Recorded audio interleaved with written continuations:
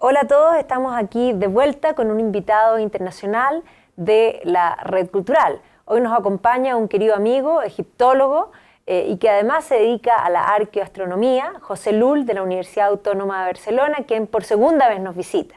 Esta vez vino a Chile a hacer un curso específico de los reyes de Amarna, y yo creo que lo vamos a tener de vuelta muchas veces porque hemos encontrado que hay mucha gente interesada en el Antiguo Egipto. Bienvenido, José, nuevamente gracias, aquí Madalena, a la Red Cultural. Tú me contabas que iniciaste tu interés por este mundo egipcio desde muy pequeño, sí. Y que iba acompañado, y a mí una de las cosas que más me fascina de lo que tú haces, que iba acompañado de tu interés por las estrellas, y así te has dedicado a una cosa específica que es la arqueoastrología. Cuéntanos qué es eso y por qué te fascina. Sí, bueno, es cierto, yo desde pequeño tenía esas dos aficiones. El Próximo Oriente, en el caso particular de Egipto, evidentemente me atraía, pero también tenía una atracción muy grande hacia el mundo de las estrellas, del universo, ¿no? Todo lo que es la astronomía. Entonces, bueno, de niño uno al principio se limita simplemente a disfrutar de las fotografías de los monumentos egipcios, de otros monumentos de la antigüedad. Se limita también a observar fotografías de nebulosas, de galaxias, ¿no? Esa es la imagen, es lo primero que llega a uno cuando es tan pequeño. Pero claro, poco a poco, con la edad, ya te vas exigiendo algo más. Ya quieres saber exactamente qué representan esas fotografías. Quieres saber quién hizo tales monumentos, cómo los hizo, cuándo los hizo. Quieres saber más sobre la historia de esas culturas. Y en el caso de la astronomía, lo mismo. Quieres saber dónde están esas estrellas, dónde están esas nebulosas, cómo se han formado. Y claro, como muchas disciplinas, esto es un pozo sin fondo, porque tú puedes indagar e indagar, pero cada vez, aunque te vas contestando cuestiones que te planteas, siempre surgen más según avanzas en el conocimiento. Y bueno, llega un momento en el que ya con una edad más alta, pues esto se convierte en un auténtico disfrute, porque haces que lo que era una afición o un hobby se convierta en tu trabajo, con lo cual llegas a un clímax de felicidad. Claro, es así.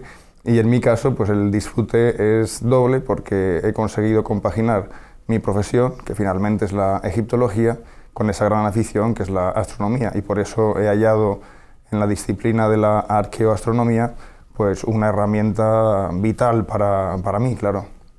¿Cuánto sabían los antiguos egipcios de astronomía? Pues sabían mucho, y sabían mucho más de lo que nosotros sabemos que sabían. Quiero decir, por desgracia, así como del antiguo Egipto han llegado a nosotros una gran multitud de tratados médicos y sabemos mucho de la medicina egipcia, por desgracia de astronomía no nos ha llegado ningún tratado, pero es por pura mala suerte, no porque no tuvieran. Tenemos conocimiento, por ejemplo, de muchos libros o papiros de astronomía que hicieron los egipcios, pero imagínate si es extraño para uno llegar a un templo egipcio. Por ejemplo, si vamos al templo del dios Horus en Edfú, hay un habitáculo donde aún se conservan en escritura jeroglífica los títulos de los libros que ese habitáculo, a modo de biblioteca, conservaba. Entonces, uno tiene una impotencia enorme cuando ve que, por ejemplo, unos 4 libros eran estrictamente de astronomía. Pero claro, ves los títulos, pero no los libros, porque estos han desaparecido. Entonces, los tratados existían, pero lo que sabemos nosotros de la astronomía egipcia prácticamente viene por todo lo que ellos nos dejaron en asociación al mundo funerario. Entonces, por ejemplo, para ellos era muy importante conocer el ciclo de las estrellas, porque las estrellas les servían como marcadoras horarias. Si había que hacer un ritual por la noche, tenían que observar ciertas estrellas para saber qué hora era. Entonces, claro, todo eso es lo que nos ha ido llegando a través de textos funerarios o de contextos funerarios. Y así hemos aprendido mucho, pero no tanto como debiéramos. Y para ellos, en general, cuando uno va a los templos, la gente que no entiende jeroglífico, simplemente uno ve piedras con dibujos magníficos, con, podríamos decir, sobrerelieves espectaculares, pero los templos hablan de algún modo, y las fechas ahí, porque ya estamos vinculando esta astronomía que tenía que ver con las fases lunares, ¿están constantemente en todas esas piedras? Sí, la verdad es que es magnífico entrar en un templo egipcio que se conserve bien, porque cuando uno entra como egiptólogo, si no tiene capacidad de leer esos textos, aunque entre por primera vez a un templo que nunca antes ha visto, no le resulta novedoso en el sentido de que cuando llega al templo puede ver toda la iconografía, todo el aparato iconográfico, que es tremendo. Tengamos en cuenta que en las paredes de los templos, por ese horror vacui que tienen los egipcios, todo está lleno de iconografía, todo está lleno de textos. Y claro, los textos son explicativos, con lo cual, aunque no hayamos visitado previamente ese templo, los textos nos están hablando de los rituales que se hacen en el templo, nos están hablando de los dioses que viven, que habitan en el templo, porque esa es su casa, y después también los textos muchas veces tienen connotaciones históricas, con lo cual se nos aportan fechas, se nos aportan, por ejemplo, lo que comentabas, algunas efemérides lunares, a veces hay información que en ese sentido nos permite establecer una cronología absoluta. Y claro, esto es maravilloso. Tú comentabas tu pasión por los celtas y por los vikingos, pero claro, esto es casi edad contemporánea para mí. Pero cuando nosotros nos vamos al antiguo Egipto, imagínate la sensación que es entrar en un templo que sea del año 1400 antes de Cristo y poder ver allí unas fechas que te permitan decir, fíjate, pues esto se escribió en tal día, de tal mes, de tal año, con bastante precisión, a veces con absoluta precisión. Entonces, claro, es una experiencia conmovedora, sobre todo si uno siente pasión, no ya por Egipto, sino por las culturas de la antigüedad en general. En ese sentido yo mencionaba que claro, tú recién hacías énfasis en el punto mío de que los celtas y los vikingos eran contemporáneos. ¿Cuánto tiempo hacia atrás se remonta la historia de Egipto? ¿Cuán anterior a todo el resto? ¿Cuán cuna de la civilización en realidad es, como para sopesar la importancia que tiene? Sí, pues mira, podemos contestar la cuestión de varias maneras. Si hablamos de historia, siempre se comenta que la historia de algún modo nace con la escritura. Cuando tenemos la documentación escrita, tenemos ya información histórica. Entonces es cierto que durante el siglo XX, las excavaciones, los documentos que habían aparecido en el Próximo Oriente señalaban Mesopotamia como la cuna, la primera cuna de la civilización, puesto que allí se habían hallado los primeros sistemas de escritura vinculados al mundo sumerio. Pero claro, la situación ha ido cambiando poco a poco en los últimos decenios, de tal modo, por ejemplo, que excavaciones, en realidad reexcavaciones realizadas en la tumba UJ de Ábidos, que es una tumba que fue parte del complejo del faraón Escorpión, aparentemente del faraón Escorpión, que es un faraón predinástico, es decir, antes de los primeros reyes que dominaron todo Egipto. ¿Como el de la serie? Tiene ese nombre, sí, tiene ese nombre. Pero bueno, es muy interesante este asunto, porque se ha comprobado cómo en su tumba muchísimas ánforas, y muchas son ni siquiera egipcias, son cananeas, es decir, de importación, lo cual le da un mayor prestigio.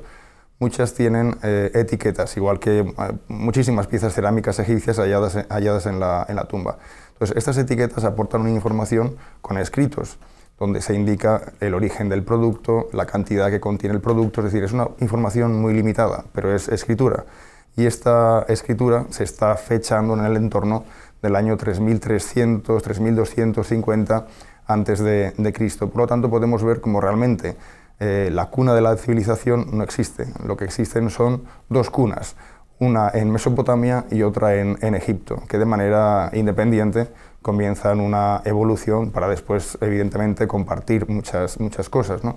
Entonces, la historia empieza, en ese sentido, hacia el siglo, pongamos, hacia el 3300 antes de Cristo. A partir de aquí, Egipto es un lugar fragmentado, no tenemos un rey que domine todo el país, esos son reyes de zonas concretas de Egipto. Hay reinos en Nakada, reinos en Nejen, reinos probablemente también en el norte de Egipto, hasta que llega ya esa fase que conduce a la primera dinastía, con una historia ya más conocida vinculada al faraón Narmer, que es el primer faraón que unifica todo el territorio. Y eso también es una gran diferencia respecto, por ejemplo, la cultura mesopotámica. En Mesopotamia los reyes son reyes de una ciudad y de su hinterland, me refiero a los reyes antiguos. En cambio, en la primera dinastía, el primer rey de Egipto y los que siguen dominan todo un extenso territorio, de modo que son capaces de tener el cetro de un país con 1 millón de súbditos. Esto es una diferencia abismal. Imaginémonos en el año aproximadamente 3100 a.C., más o menos, que es cuando comienza a reinar el primer monarca de Egipto, Narmer. Imaginémonos ese rey hace 5100 años gobernando sobre 1 millón de personas. Claro, es que eso no tiene parangón en ninguna otra cultura de la época. Entonces ya simplemente el estudio del comienzo de la civilización egipcia y lo que es la formación del Estado egipcio también es un tema apasionante. Tú comentabas que, y recién lo afirmas nuevamente, en esta tumba donde habían ánforas que venían del mundo de Canaán, que los egipcios se remontaron desde muy temprano al comercio y que de algún modo tenían un intercambio amplio y sofisticado. ¿Cuán lejos llegaron en ese sentido? No solamente en extensión territorial de llegar ellos con Canaán, sino que el comercio, cuanto más lejos llegó. Este es un tema muy atractivo y además en los últimos años es un tema que cada vez me ha interesado más. Porque cuando hablamos de civilizaciones tan antiguas, tenemos la idea preconcebida de que su ámbito de acción es relativamente reducido. Y quizás sea así desde el punto de vista militar, pero desde el punto de vista comercial, que es al que te refieres, la situación cambia por completo. Evidentemente, depende de qué época hablemos para entender redes comerciales a más o menor largo alcance. Pero en el caso de Egipto, imaginémonos el Egipto de esa primera dinastía, o sea, un Egipto de hace más de 5000 años. Pues incluso en esa época, hace más de 5000 años, nos están llegando a Egipto productos de territorios tan lejanos como Afganistán, por ejemplo, como el lapislázuli. Entonces, evidentemente, esto no se realiza con un contacto de embajadores o de comerciantes directos a Afganistán. Desde Afganistán a Egipto hay varios reinos, hay varias, digamos, aduanas. Pero bueno, hay una serie de contactos que permiten, por una parte, que llegue ese material, que es exótico para los egipcios, pero por otra parte, y esto es también muy importante, aunque el seguimiento a veces es complejo, con esa llegada del producto también pueden llegar conocimientos de manera indirecta. Y esto es vital para vertebrar estas civilizaciones del Próximo Oriente. Y solo así se comprenden cómo a veces aparecen detalles artísticos o culturales que de algún modo vemos representados en territorios algo alejados. Pero es que, claro, el comercio siempre ha servido también de alguna manera para llevar la cultura, el conocimiento a otras partes. Y claro, según vamos avanzando en la historia de Egipto, vamos adquiriendo más información gracias a los documentos que llegan a nosotros y, por ejemplo, en el curso de Amarna lo hemos estado viendo, ¿verdad? Vemos cómo barcos que circulaban por el levante mediterráneo llevaban productos del África negra, llevaban productos egipcios, productos de Canaán, productos del área mesopotámica, productos de Anatolia, de Chipre, del área Egea, productos europeos del área centroeuropea e incluso, comentaba en el curso, algo que puede llamar mucho la atención, ámbar de Escandinavia. Entonces, claro, el ámbito de acción de ese comercio, en este caso, de hace unos 3.300 años, 3.400 años, nos lleva a ver cómo realmente existen unas redes de largo alcance que jamás hubiéramos pensado. En el año 2008, por ejemplo, de manera totalmente casual, en Jebel Ubeinat, que es una zona muy desértica entre Egipto, Libia y Sudán, se encontró una inscripción del rey Mentuhotep II de la dinastía 11. Esto es muy llamativo, porque esto nos pone al hilo de una nueva ruta comercial que jamás hubiéramos pensado. Para que nos hagamos una idea, es una ruta comercial que se va hacia el suroeste del Egipto actual, en pleno desierto, lo cual crea gravísimos problemas logísticos para los egipcios de hace miles de años, porque tienen que mantener una ruta caravanera en un lugar donde no hay agua, donde hay cientos y cientos de kilómetros sin agua, con lo cual, claro, no hay que imaginarse los burros de aquella época cargados de mercancías exóticas, hay que imaginarse también la capacidad del Estado egipcio en crear depósitos, como si fueran estaciones de servicio, depósitos cada 40, 50 kilómetros para permitir que esa ruta, que es totalmente inviable por el clima desértico, sea viable. O sea que hay cosas maravillosas. Y te diría más, por ejemplo, si nos vamos a épocas más recientes, imagínate el comercio que se hace desde el Mar Rojo egipcio, a través de puertos de la época tolemaica, hacia lugares tan lejanos como la India e Sri Lanka, Claro, esto es maravilloso y se traen zafiros, se traen todo tipo de especias. Es un mundo muy desconocido, pero absolutamente atractivo. Esa es la ruta que hiciste tú, ese es el camino que recorriste, que hiciste una expedición específicamente. Exactamente. Esa expedición la hicimos en el año 2012, precisamente a causa del descubrimiento de esta inscripción, porque claro, nadie podía esperar que los egipcios hubieran llegado a este lugar tan remoto. Incluso para nosotros pues, supuso también un desafío, porque fue muchísimo tiempo, muchas semanas, sin ningún tipo de comunicación. Por supuesto, allí no hay cobertura, no hay carreteras, no hay pueblos, no hay agua, todo lo tienes que llevar encima, toda la gasolina, toda la comida, pero es un sitio fascinante porque el registro arqueológico que nos ofrece es inmenso, ya no el del Egipto faraónico, que es de momento muy limitado. Nosotros queríamos preparar esa expedición para, en el futuro, poder realizar nuevas expediciones ya de exploración. Y lo que descubrimos fue un mundo absolutamente lleno de pinturas rupestres que nos llevan miles de años atrás, a una época muy anterior a la de los egipcios faraónicos. Miles de años atrás me refiero al 7000, 8000, 6000 antes de Cristo, una época en la que precisamente ese territorio, que hoy es un puro desierto, Atacama es el lugar más seco del mundo, se dice. Bueno, pues si Atacama es el más seco del mundo, ese territorio es el casi segundo más seco del mundo. Es algo impresionante, los paisajes son muy atractivos. Pero claro, en la época que comento, del Holoceno, el paisaje era distinto completamente, era más bien similar a una sabana, donde los hombres podían vivir, podían cazar, había incluso lagos, y por eso encontramos ese contraste de desierto absoluto en la actualidad y una enorme cantidad de abrigos con pinturas rupestres, donde se ven hombres, mujeres, ordeñando animales, con niños. Bueno, es espectacular. La desgracia es que la situación ha cambiado tanto en la zona por la anarquía que se vive en Libia y bueno, la situación general de la zona, que hizo imposible que nuestro proyecto continuara a buen puerto. Claro que sí. ¿Cuántas veces has estado en Egipto tú? Pues entre 40 y 50 veces, más o menos. Algunas. ¿Algunas? Y muchas más que me quedan, espero. Espero. Tú generalmente vas con grupos, llevas grupos en el fondo que van y ahora se ha tornado un poco complejo. ¿Cuándo piensas que vas a poder volver?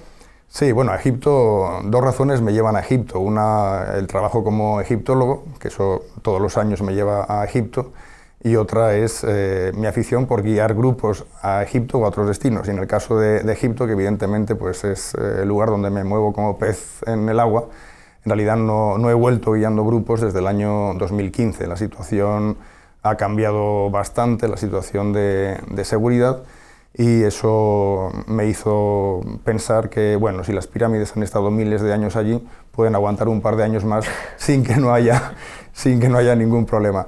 Entonces, ¿cuándo volveré a Egipto? No lo sé. Yo sé que durante este año de 2017 no volveré, pero bueno, he de pensar si el año que viene, si las condiciones cambian o encuentro, también por las noticias que me llegan de mis compañeros en Egipto, son más positivas, bueno, pues quizás en 2018 pudiera preparar un viaje. Es algo que no puedo prometer, porque lo primero es la sensación que uno tiene sobre la seguridad en el país. Por supuesto. De todos los periodos de Egipto, ¿cuál para ti es el auge, el momento de mayor esplendor de esta cultura milenaria? Claro, tú lo has dicho. El mayor esplendor de una cultura milenaria, imagínate, si solo hablando de dinastías, no del Egipto predinástico, si solo hablando de dinastías hablamos de un periodo de más de 3000 años, 3000 años largos de historia, es muy comprometedor, ¿no? El tener que buscar en esos miles de años un periodo concreto de auge de la civilización. Pero claro, me haces esa pregunta, entonces yo en realidad te diría varios periodos y son fáciles de comprender. Hay un primer gran periodo y se ve en la cuarta dinastía, es la época de las grandes pirámides. Lo que nosotros vemos ahora son las grandes pirámides, que es lo que ha sobrevivido, a pesar de que lo que vemos es un burdo reflejo de lo que en origen fue. Nos falta todo el revestimiento, nos faltan todos los grandes templos funerarios que eran impresionantes. Imaginémonos, por ejemplo, cuando el griego Heródoto visita la llanura de la meseta de Giza, él dice que le parece mucho más impresionante la rampa ceremonial que une el templo funerario de Jufu, del rey Keops, con su templo del valle, le parece eso más impresionante que la propia pirámide.